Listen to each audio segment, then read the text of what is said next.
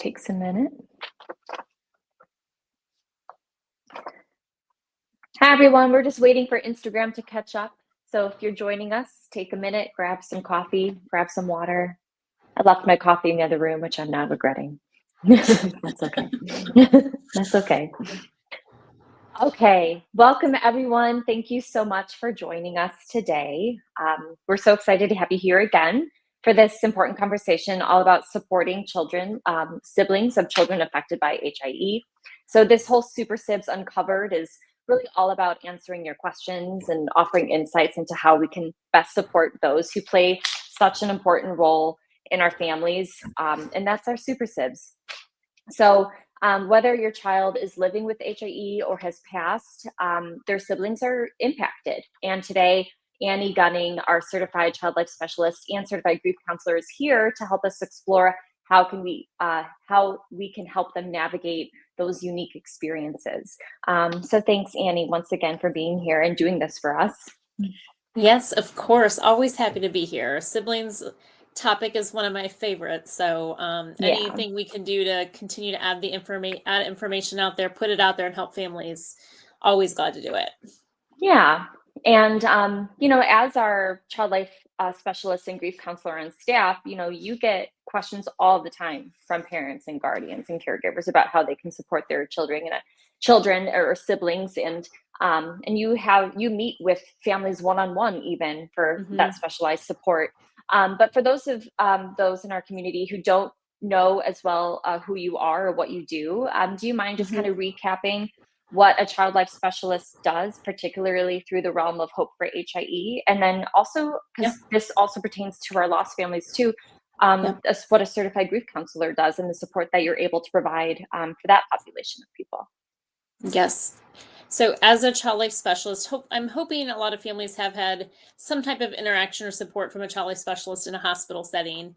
And so now as I work in the community setting or through Hope for HIE in this virtual aspect, we still do the same thing. I still support families, helping them prepare for hospitalizations, procedures, surgeries, tests, helping them cope with any type of medical experience or trauma. So whether that is we need to come up with a plan for helping a child cope for a test that's coming up, or there's a lengthy hospital stay, what can we do to help the family cope with that separation? I provide resources in the form of books or websites, other organizations that could be helpful to a family. So anything just to support that family, the family system through this diagnosis, this journey, this medical experience is what I'm here to do.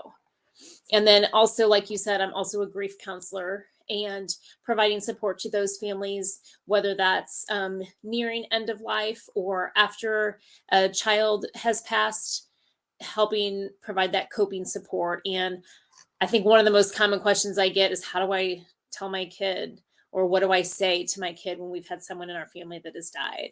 Parents are always very worried about messing that up. And I'm here to tell you, you cannot mess it up. You won't mess it up. But I am here to also provide that support and give you the words or the resources you need to have those hard conversations. Yes. So we collected a bunch of responses from our community over the past couple of months, and even in the weeks leading up to this Q&A about from parents and caregivers and lots of across different demographics of what questions do you have when it comes to supporting your children and supporting the siblings of those impacted by HIE. And so you so professionally organized them into some categories to help make this, understandable and comprehensible and manageable for everyone. So our first category is really all about inclusion and sibling involvement, I know is a big one. So I printed this off. I'm going to be like my mother here and do this with like the restaurant menu. It's like, how can siblings be included in daily care? Learn to support their HIE sibling, stay connected, especially during difficult times like hospital stays. So I know that's a multifaceted question, but I feel like it covers a range of experiences. Yeah. For sure. And you're nice and complimentary in that I organize these so You well. did. But it's really because like so many parents ask the same questions, like whether I was in the hospital, now in the community, in different settings, like people always want to know the same types of things. So it was really compiling this list and I'm like, this question's pretty much the same. This one's the same. So Hmm. parents aren't alone in wanting to know what's best to do for their non-HIE child. That's for sure. Yeah. So always a big thing that we want to convey to our families is that you're not alone in this. There's other families going through the same thing. So when we want to involve our siblings, just the daily care that goes into whether it is a lot of just constant care that like overall just daily skills that your child needs, or just maybe it's an appointment a week or 2 appointments a week. Anytime you can include the sibling in caring for the HIE siblings needs, and it doesn't have to be something that they have to do, but maybe they want to be involved. You're spending this, they see it as you spending time with their sibling and they want to be involved in that. So give them something similar that they can do with a doll or a superhero or a stuffed animal, and give them the medical supplies that you maybe don't need or that are safe enough for them to play with, because then they can kind of use it on their own. It's desensitizing them to those medical pieces and equipment, and it makes it all seem less scary. I've had a lot of families say like their sibling doesn't want anything to do when it's it's time for some type of whether it's like a bandage change or something with Mm. the G-tube, the sibling is really hands off. And so we want to make that less scary, and doing it in a playful way can make it less scary. And then another way just to kind of be connected with other siblings in your area, there is a program called Super Sibs. Um, what's it called? It's the Sibling Support Project. Now I'm like totally blanking on it. It's a national organization and they do sib shops. That's what it is. I was gonna say sib shop, so I was so afraid of saying the wrong term. So I No, left you hanging. it's I it's sib really left you shops. Like hanging. we have one going on right here in Charlotte. There are sib Yeah. shop facilitators, and so just look in your area for sib shops, and there might be one happening near you, just to kind of keep that connection going. And then when there are those, you mentioned the lengthy hospital stays. See if the sibling can help you pack a bag. Like, hey, what do you think they would want to take with them? Or do you want to give us something of yours to take with you? So keeping that connection there when you're not really together. Making a picture, like getting a big poster board or a paper and printing off pictures, like family pictures, and making a big poster board that you can take to the hospital can be helpful, because then you have those pictures in the room, and then you can always, FaceTime or do phone calls. I have a couple families that when there's a lengthy hospital stay, they keep the same bedtime routine. So they call and say goodnight. They do their family prayers together at bedtime, and they do like a story together. So it's different, but still kind of keeping that same type of routine, just making an adjustment. Yeah. I also feel like that's a kind of a great segue into emotional support and like connection too, right? Because just this feeling of being supported, feeling connected with family.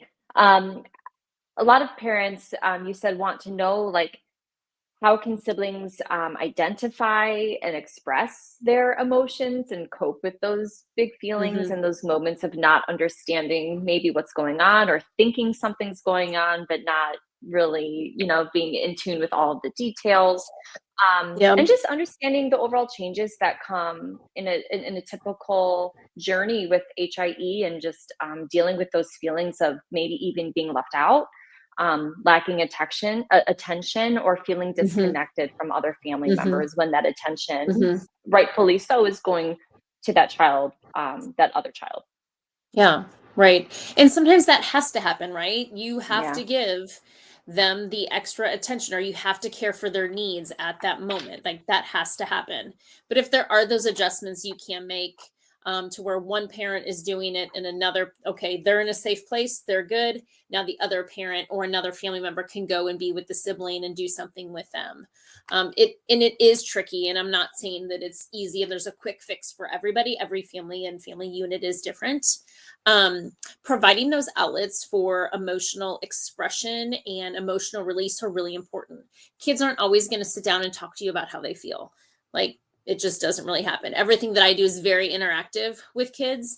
And a lot of what I've been doing lately is just giving kids the space and the opportunity to provide this release of emotions. So Mhm. setting up blocks and then letting them kick them down or hit them all down. Like that's a great release. We don't need to talk about it, but they're still getting things out, making a Mhm. target outside and then throwing wet paper towels at it. And you can write things on it that make you mad or sad or worried or scared and throw stuff at it. I love throwing ice cubes, throwing water balloons. I hang water balloons from trees and I let the kid like get a stick and they hit it and hit it. And I use regular balloons, not water balloons, because they're a little Mhm. stronger, so I have to hit it a little bit more. Mhm. Any type of sensory play can be really helpful. Just it helps with the processing. It can be calming. It can be relaxing. So again, that's like an emotional release. Just you're calming down whatever you're experiencing and going through. And then don't underestimate the importance of just playing with like characters, the good guy versus the bad guy stuff. I recently was with a little kid and I had my whole hospital set up and everybody that worked at the hospital was a bad person. The doctor, the ambulance, the hospital was bad. I mean, everybody. He was angry at everybody at the hospital. They were all bad. But like that was him processing and playing Yeah. through what he was experiencing with his family. So those Mhm. dolls, those characters, stuffed animals, they can really tell a story and help a child just kind of process and, express what they're feeling. Yeah. And then just like engaging in their world. So if you're just playing basketball in the driveway, talk about stuff then. Ask them questions then. They might be more likely to engage, or just driving in the car. It can be something simple. It doesn't have to be this giant activity that you're doing. It can be just your simple everyday things that you do. And then always validate and acknowledge feelings. Even if you don't really understand why they're feeling mad or upset, you look really mad, especially for little kids. You got to identify your arms are crossed and you're stomping. You look like you might be mad. I'm wondering if you're mad. Are you mad right now? Mhm. And then you're naming it. So helping them name it, because little Mhm. kids and even older kids, sometimes they don't know what they're feeling, and that's Yeah. okay. And then just Yeah. to kind of hit a little bit onto like helping them feeling left out. I feel like this is a huge one I always hear about. The sibling feels left out. So allow them to choose a special time, choose something they want to do with that parent. Which parent do you want to do something with? And we've talked about this before, I feel like in other sessions, Yeah. like using the special time, like a 15-minute timer. For 15 minutes, they're picking the activity. You're not doing anything else but playing with them. And the timer's going to go off. And when the timer goes off, we're going to do something else. And Yeah. so as long as those expectations can be set, it's an easier transition. It's easier to engage them and then move on for something else. But it can also be like, maybe you're making dinner, have them help you make dinner. Or maybe when you are like caring for the sibling doing bath time, they can give their doll a bath, or, Mhm. um, just having them be with you and near you when you're doing something that you have to do is still time you can be with them. Yeah, so it doesn't always have to be this big grandiose Right. adventure together. It can be the little moments that kind of add up that are, I would imagine, are more manageable throughout your day too. Absolutely. And Yeah. like, Yeah. it can be like reading the story at bedtime or like bath time or something Mhm. like that. Those are small moments, but you're just with them. So during Right. that time, the other sibling isn't in there. It's just you and them doing their story. And, that can be something quick. Yeah. You know what's so interesting too is with my own child, bringing another sibling into the world. I felt all this pressure really to like do something really really special with my oldest, and then upon reflecting with her like favorite parts of her day, like before we go to bed, it was always the minute like trivial things that stuck out in her head as opposed to these things that I like actually put effort towards. Like, oh, Yeah. Yeah. so you never really know what's going to stand out or stick out to a kid and what makes it special for them and your relationship special to them. So it's interesting. Absolutely. I couldn't agree more. And I've had those same Yeah. kind of experiences, things that I thought were going to be wonderful. I'm Yeah. like, but they really enjoyed, like, we played basketball in the driveway. We played tennis, like something Right. just that they chose. They Yeah. might want you to play characters. Like, I did not like doing that. Right. But like, you sit I and do that can't for do no 15 minutes. choices. Yeah, and you're doing what they want to do. Right. That's where the connection really can happen too. Oh, absolutely. I also know this is something that we have talked about just in creating the Super Sibs content, especially for the 2025 year, is that so many families reach out to you and say, I don't know how to explain HIE to my child in like Mhm. an age appropriate, developmentally Mhm. appropriate way, especially with a diagnosis that is so complex that doesn't have a Right. clear impact or outcome that can go from good to bad to messy to clean in like so many different facets so Yeah. quickly. And that kind of lends itself to this question, which is when you are when you have siblings who are watching these things happen, and you have to help them understand HIE and understand all of this medicalized jargon or information, important topics and important things that they're witnessing, like G tubes, cerebral palsy, going into surgery, while also explaining these concepts in a way that makes sense to them. Mhm. What advice do you give those parents when they ask you for guidance in that realm? It a lot of it depends on the age of the child, first of Yeah. all, right? To what they're going to understand. The younger kids, they need concrete, simple, clear language. Older kids, as they get older, they might be asking more questions. They can handle a little bit more information. They might be the information seekers, so they're going to ask more and they need more to understand. But I also want to make sure parents are, it's okay to say, I don't know this. I don't know what the Mhm. answer is. You don't have to have the answer for everything.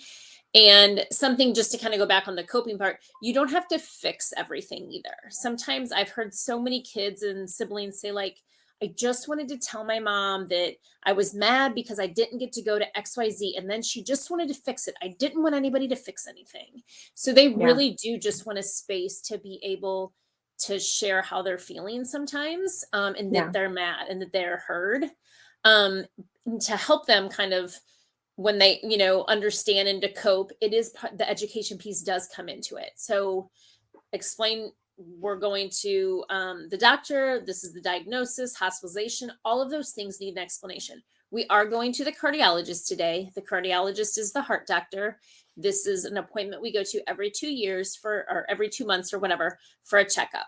At the appointment, the doctor is Mhm. going to listen to his heart and make sure his heart is still strong and working the way it's supposed to be working. And you can kind of leave it there. Do they ask questions? Do they not? Because if they kind of pick up on like whispers or things going on, that's when the anxiety can creep in. Yeah. So it's better to tell them information and share it than keep it from them. Kids are smart. They know something's up. And when there's Yeah. extra phone calls and whispers, that's what makes them feel more anxious. So the lack of information actually makes them feel more anxious than giving it to them. But again, it's okay to say, I don't know what this is going to be like, but Yeah. you can focus on like what the appointment is doing, what the hospital is doing. Like, we are going to stay overnight at the hospital. The doctors, he has a fever. The doctors and the nurses are giving them medicine to help him. So the fever will go away. When the fever goes away, then they said we can talk about, when we get to come home. Yeah. So just kind of the simple, honest, concrete information, providing more as they get older is usually the best Mhm. bet. They can kind of guide you of how much you need to give. Yeah. And of course, as any parent or caregiver or anyone in that position would tell you, it's all out of just the secrecy isn't out of, I don't think the intent of purposely being, holding secrets. It's really out of a desire to protect your kid. Absolutely. From knowledge that might be fearful or scary or Mhm. cause Mhm. anxiety. But like you said, it's funny how Mhm. counterintuitive that can be because, in an attempt to protect them, it's actually beneficial, like you said, to, demystify and be more Yeah, clear about what's going on. for Yeah. But sure. I think anyone can understand the initial reaction to, Absolutely. You wanna yeah, protect, right? That's your first thing of for your kids. course, You wanna of protect course. them. You wanna keep them from, "I'm not gonna tell them this because I don't want them to worry." Well, chances are Right. they're already worried or scared. Yeah. It is They crazy probably how are. observant they are. I mean, it really is like, Incredible. yeah, Incredible. it's like, Yeah. it shocks me sometimes, Yeah. that they pick up And we on. will attach to, because I did find like just some kind of the more common diagnoses that come from HIE. Yeah, We will yeah, attach at the end some like information, some great sites and videos that I found that could be appropriate for kids. So we'll attach that at the end for links. Perfect. And then I also want to spend time for our lost community too, because like I said before, HIE, there's no clear journey, there's no clear path, impact or outcome. And so there are so many families in our community who, whether their super sib came before their child with HIE died or after, during, I mean, there's so many journeys that can happen.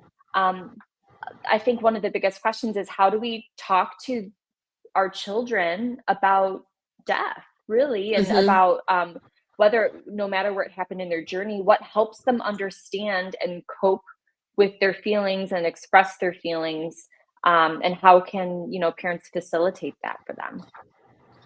Yes, and this is a question I do get a lot, and it was several that came in when we were trying to just figure out what we wanted to talk about. So just like when we're talking about a diagnosis, we want to use simple, concrete terms. This is a big topic. This is a really hard topic, and this is when parents often say, "I don't want to mess this up. What do I say? I'm going to mess it up." And like I said at the beginning, you're not going to mess it up because your answer and what you're wanting to share with them is coming from a place of like love and care and protection. So you're wanting to share the best information you can with them. So you won't mess it up. This can also be very individualized. So all the information today is very general. So if there is a situation or a specific topic that you're like, I need specifics on this diagnosis or this situation with my kid, please know that you can reach out to me. We can talk specifics for your family. But like I said, the simple, concrete terms, as in the child died. Do you know what it means when somebody dies? That means their body stopped working, so they can't eat and they can't drink or play or roll over or run or whatever, you kind of adapt it to the age of the child. In that way, it gives them like so now I know what that means when your body dies. It means it stops working and it can't play anymore. And you'll probably have to repeat that several times because you will go over this and then they'll go do something like, when are they coming back? Or where are they? And then you just repeat the same thing again, and they're going to keep processing it. This is like a diagnosis as well, as you can include more information and more details the older they get. And if you have that information seeker that's asking more questions, then you can provide a little bit more details. I think for a lot of parents, this goes for the medical information as well. Reading books, I think, is very helpful. Reading books about feelings, reading books about a diagnosis, the hospital, reading books about death and dying. I have a lot of really good books that I have and that we have as resources. Then it gives parents the words to use, and they don't have to try and figure out what to say and how to explain something. That way, it's a relatable situation. There's a character that the child can relate to, and it's giving you the words, and so you don't have to kind of come up with the whole story. Or provide all of the information. And then another way, just to as we move into helping them just cope and understand too, do they want to be involved in any type of anniversaries, celebrations, birthdays? That can be an option. It never should be that they have to help plan something or attend something or go somewhere. It should be an option if they want to be included. How would you like to be included in your brother's birthday celebration? Do you want to be in charge of what color decorations we get, or do you want to go with us? We're going to go to the cemetery. This is what the cemetery is, making sure they know what that is. Do you want to go with us? If you don't, so and so can stay home with you. So those choices and those options are really important. So we're not making them be a part of anything that they're not really ready for yet, or that isn't helpful to them. Right. And then always validating any feelings that they have. So in showing those emotions yourself is 100% okay and normal, because then you can kind of identify what you're feeling. I'm crying because I'm really sad because I really miss brother right now. Yeah. And it's okay if we cry. And then it lets them know too that it's okay to cry and these feelings are okay and these are normal too. And I know you mentioned, I think there's a book resource list that you created. There is. for, Mhm. yeah, that we'll post, that we'll make sure that we post on our blog, etc. When Yes. we go over And I this think too. that one I have divided up into like 0 to 3, it's kind of the same age as our Super Yeah. Sibs. Yeah. Um, and so you will find with the younger ones, it's a lot of the feeling books too, a lot of feeling Hmm. identification stuff, because that's part of it is helping them understand what they're feeling. So then you can go into helping them cope with this loss. Yeah. Speaking of resources and support, I know, like you said, a lot of these are going to be more curated or tailored to like specific needs, and that this is more of a general conversation, like a good starting point, a foundational point to work from in terms of like building these resources. But um, if you could list um, organizations or books or whatever that you feel like would be helpful for siblings of children with HIE, and their parents, of course, to better understand their feelings, cope, and deal Yeah. with all of the topics we talked about today: inclusion, emotional support, grief, medical education. So, Hmm. whatever comes to mind that you're willing to share is something we're willing Sure. to hear. Yeah, sure. And like you said, we will have like a condensed list of resources. Yeah. I tried to kind of get everything that I've shared with Super Sibs over the past year in all of the groups, whether it is our Super Sibs groups or a Lost Super Sibs group, just so we have that comprehensive list for everyone. But like Yeah. Courageous Parents Network is a great one, because they have videos on there, and they have videos on there. They have a sibling section, so they have information for parents and help parents, and then they also have a section for siblings. As far as books and resources, I know I've said before, Mighty and Bright is always a great one. I love their books that they have. Um, Gosh, I'm trying to think of some of the other ones that I use all the time. For loss, there's a couple, the Dougie Center and National Mhm. Association for Children's Grief are two great organizations that have a lot of information, just to help kids and help you when you're helping your child.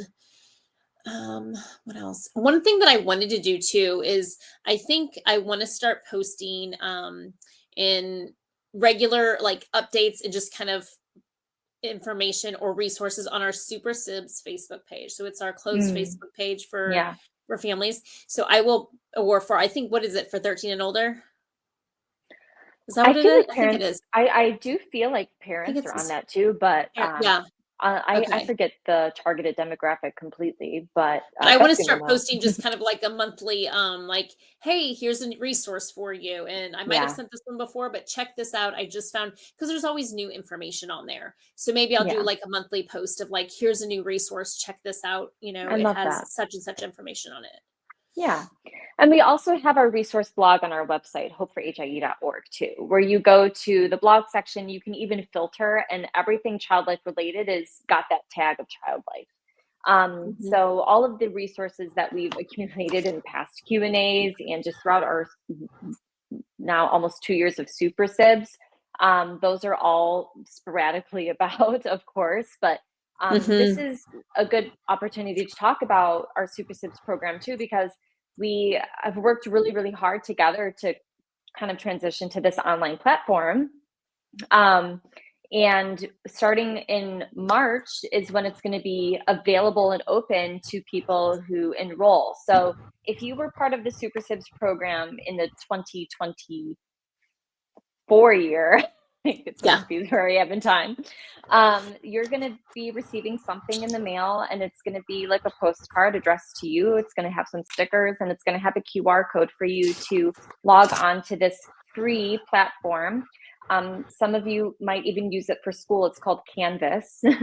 And it is not paid. You don't have to pay any money. This is something that is entirely free to all families. But what we love about this new system is that as opposed to receiving um, in-person drops all the time, all of the content that we create for Super Sibs throughout the entire year is going to be there and present and accessible throughout the entire year, no matter when you opt in or out of the program.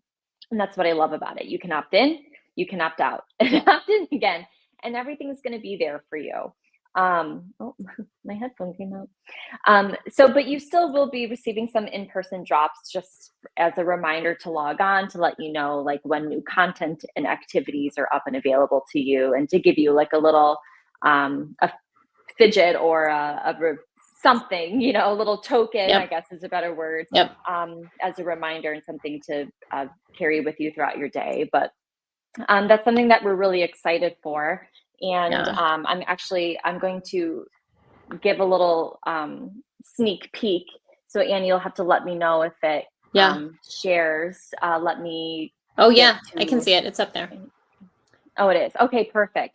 Yeah, so So this is exciting. kind of like a little sneak peek of this is I should probably do that's from my teacher view. That's the person who created the LMS, but you still get the picture. But you have all of these modules of ages 0 through 3, 4 through 5, so on and so forth, and you essentially get to go to that module, and then it has all of these amazing activities that you get to do courtesy of Annie. And then parents have resources that we're going to add on throughout the year. There's a virtual discovery room that you can click on, and it brings you to videos and websites that you can use at any time throughout the year. So it's something we're really, really excited about, Mm-hmm. and excited to experiment with. But so basically, more details will be coming about that. In really the next week or so, we're going to start Yeah. mailing these things out to everyone, and we'll make sure to promote it on our social media pages too, just for new people who want to enroll in the program. We'll repost how to do that, and so that way you're included in this. Mm-hmm. But we're excited about that to make it more accessible for everyone too. So Yeah, and I like how, like you had said before, everything is up there. So yeah. if you don't sign up till the middle of the year, you still have access Mhm. to the first two drops that we did. So you still have access to all the information now that we Yeah, have it on a digital platform. So I think that's pretty cool that yeah, families have access to it all the time. yeah. Or even if your kid like has a birthday mid-year, like not everyone's born in January or February when we start Right. this, and they're transitioning from that like from age 10 to then to middle school. That's a big transition, and like they want to be talked to differently, spoken to differently. They want to engage in different activities. So Hmm. instead of opting out and re-enrolling in a different age group, you can pick and choose really what Yeah. works best for your kid, no matter their age. Really, it's more Yeah. about where they're developmentally ready and willing, what they're willing to Yeah. engage with. So That's I a like great that point, too. actually. Like, because sometimes it is hard when you're on the like cusp of like the age groups that we Yeah, made. Like, maybe your kid does need something in the next age group. So yeah, you can totally use whatever works for your 100%. family. Yeah. So that's exciting. So we will send out more details soon, and obviously once those mailers get going, we'll make sure that we make sure that our families are educated about to how to access it, and so on and so forth. But as always, we know that this journey of supporting siblings can be complex. And, speaking from me and Annie, especially, like, you're not alone in this.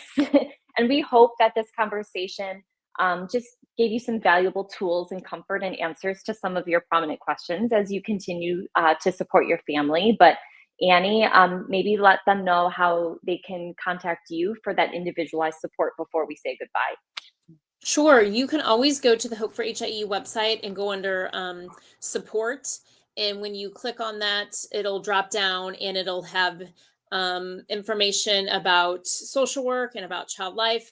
And then there's another button you can click for submit form, I think is what it is. And if Hmm. you click on that and you can type in whatever it is that you need, whatever you're looking for, if it's sibling support, if it is a specific issue, you can put on that, and then we get the referral through our referral platform, and either myself or the social worker will get it, and then we will take it from there and contact you. Yeah. Thank you, as always, so much for joining us, Annie. And thank you for those who joined us live.